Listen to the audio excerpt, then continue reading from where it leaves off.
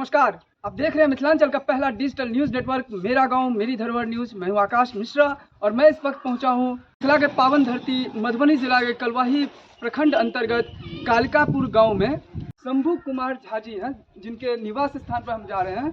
पिताजी जो private job करते हैं, एकदम साधारण से परिवार जिनका हमारे का घर है, और इसी घर से साधारण से परिवार से जुड़े शंभू कुमार झा बने जापान सरकार के एडवाइजरी ऑफिसर। कालिकापुर गांव समाज ही नहीं, कलवाही प्रखंड ही नहीं, मधुबनी जिला ही नहीं, बिहार राज्य ही नहीं, बल्कि पूरे देश को किया है इन्होंने गौरवान्वित। और गौरवान्वित करने की जो सफलता की श्रेय इनको मिली है उसके विषय में आइए हम आपका साक्षात्कार कराते हैं। यदि आप इस चैनल पर नए हैं तो इस चैनल को अभी सब्सक्राइब कीजिए लेटेस्ट अपडेट के लिए। मेरा गाँव मेरी धरोहर न्यूज। मेरा नाम शंभू कुमार झा है। वर्तमान में मेरा एमबीसी जो जापान एम्बेसी है उसके अंतर्गत मेरा सिलेक्शन जो हुआ है एडवाइजरी ऑफिसर के रूप में हुआ है। मेरा जो ये जर्नी है थोड़ा सा स्ट्रगल वाला जर्नी है। मेरा जो प्राथमिक जो विद्यालय का पढ़ाई हुआ था वो कलवाही हाई स्कूल से हुआ था और गांव के हाई स्कूल से मैंने 8 तक का क्लास के पढ़ाई किया। उसके बाद मेरे पापा कोलकाता में जॉब करते थे तो मैं 11th-12th के लिए मैं कोलकाता चला गया। मैं कोलकाता से कॉमर्स से मैं 11th-12th किया। उसके बाद फिर मेरा रुझान आया यूपीएससी के एग्ज़ाम के लिए। तो मैंने एक माइंड में सोचा कि मुझे यूपीएससी करना है।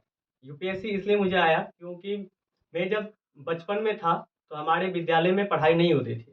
तो एक बार मैंने स्कूल पे सभी स्टूडेंट मिल के हम लोग गए कलवाही वीडियो के पास कि आप कुछ करिए कि मेरे स्कूल में पढ़ाई हो। सब हम लोग पैदल गए थे यहाँ से 5 किलोमीटर, लेकिन वीडियो ने मुझे रिस्पॉन्स नहीं किया हम लोग को और हम लोग को वहाँ से मतलब हटा दिए कि आप जाओ, आप लोग को पढ़ाई होगा, लेकिन उस पर कोई सुधार नहीं हुआ। मैंने ठाना कि कोई अधिकारी बन के ही मुझे एजुकेशन सिस्टम में और ख़ासकर मुझे पढ़ाई के लिए ही कुछ करना था। ठीक है, तो फिर मैंने अपना 11th-12th के बाद मैंने फिर एलएनएमयू से अपना ग्रेजुएशन किया क्योंकि मेरा पढ़ाई के लिए ये दिमाग में घुस गया था कि मुझे यूपीएससी करना है।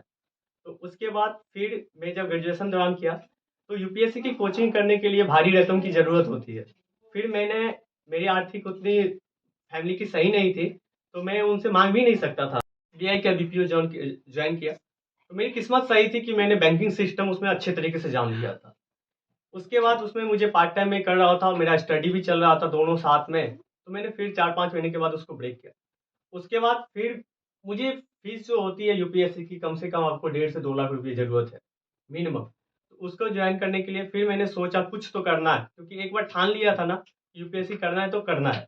ठीक है, तो फिर हमने ऐसा जॉब किया जो आप पॉसिबल नहीं समझेंगे। मैंने डिलीवरी बॉय का जॉब स्टार्ट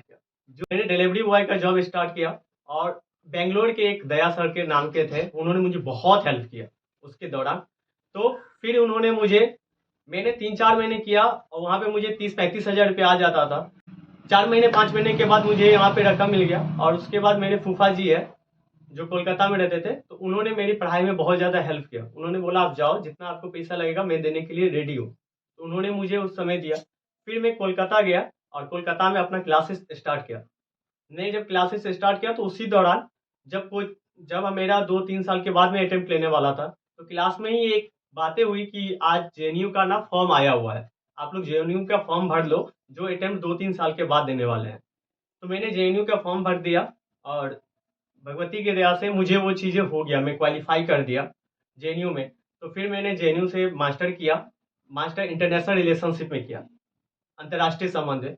उसके बाद फिर मेरी यूपीएससी की भी पढ़ाई चल रही थी, ये भी चल रहा था।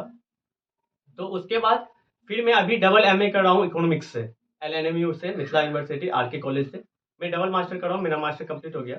उसके बाद अभी फॉर्म आया था दिसंबर महीने में, फिर मैंने एमएससी में फॉर्म दिया और मेरे जो बहुत ज़्यादा गाइड करने वाले हैं, एक बीपीएससी अधिकारी है, मैं नाम नहीं करना चाहता हूँ, वो मुझे बहुत गाइड करते हैं क्योंकि वो भी जेएनयू से ही पढ़े थे। तो वहाँ पे मुझे उनसे मुलाकात हुई और मुझे बहुत हेल्प करते हैं। ये हमारी जर्नी थी जो मैंने आप लोग को बताया। आप अपनी सफलता का श्रेय किनको देना चाहेंगे? मैं अपनी सफलता का श्रेय पूरे फैमिली को देना चाहता हूँ, खासकर मेरे मम्मी पापा, मेरे फूफा जी हुए, उसके बाद मेरे नाना जी मेरे एक चीज़ बहुत अच्छा बोलते थे। मैं जब उनसे मिलने जाता था ना मुझे एक ही चीज़ वो बोलते थे, बेटा अर्जुन ना जब तीर चला रहा था ना तो मछली को नहीं देख रहा था, वो आंख को देख रहा था।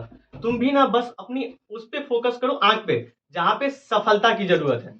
ठीक है। तो उनकी वो लैंग्वेज ना मुझे बहुत मोटिव करता था, और उसके बाद मैं हार्ड वर्क करने के लिए तैयार करता था। तो मेरी पूरी फैमिली, मेरे चाचा जी है, बड़े चाचा है, सभी ने मुझे प्रेरणा किया, और एक्चुअली मुझे सभी ने विश्वास जताया कि आप कुछ कर सकते हो। मम्मी, जब भी कोई व्यक्ति सफल होता है तो उसके अंदर में कुछ स्ट्रेंथ होता है, जिस स्ट्रेंथ के बल पे वो जो है ना जीवन में सक्सेस होता है।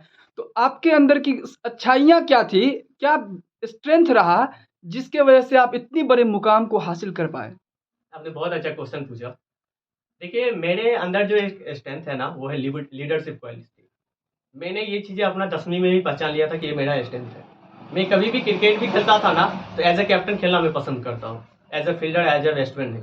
मैं सोचता हूँ कि मैं आगे जाके लीड करूँ, और यही जो चीज़ें है ना, तो इसलिए मैं सोचा कि यही मेरे लिए यूपीएससी और ये जो ऐसा जॉब है ना, जो प्रशासनिक अधिकारी का, उसमें मुझे कहीं ना कहीं लीडरशिप क्वालिटी वाला, और वो मुझे फील्ड मिल जाएगा जिससे मैं सेटिस्फाइड हो सकता हूँ। जैसा कि आपको जापान सरकार ने एडवाइजरी ऑफिसर के रूप में नई दिल्ली स्थित जापानी दूतावास में आपको नियुक्त करने के लिए इतना अच्छा आप मुकाम पे गए हैं, तो सबसे पहले ये बताइए कि ये 10वीं में या 12वीं क्लास में जब आप थे तो आपको लग रहा था कि उस समय में कि आप यहाँ पर इस स्ट्रेंथ पे पहुँच पाएंगे, नहीं, या मैंने कोई टारगेट था, आपका एम्बिशन था इस तरह का? नहीं, मैंने आपको बताया कि मैं 12th के बाद यूपीएससी का टारगेट बनाया था, ठीक है। लेकिन जब मैं जेएनयू गया ना, तो वहाँ का माहौल अलग था, ठीक है। जब मेरे सीनियर मिले ना, तो उन्होंने बोला कि तुम टेंशन मत लो, यहाँ पे जब जेएनयू से आप कोई आया मास्टर